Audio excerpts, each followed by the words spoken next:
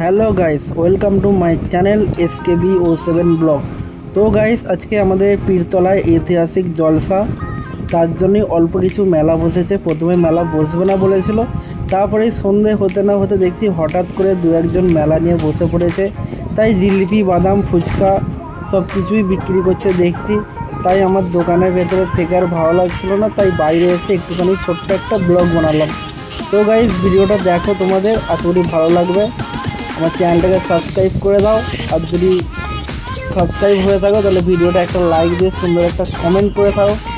আর যদি তোমরা কেউ এই ভিডিওর মধ্যে থেকে থাকো তাহলে অবশ্যই কমেন্টে জানিও যারা যারা ভিডিওটা দেখছো।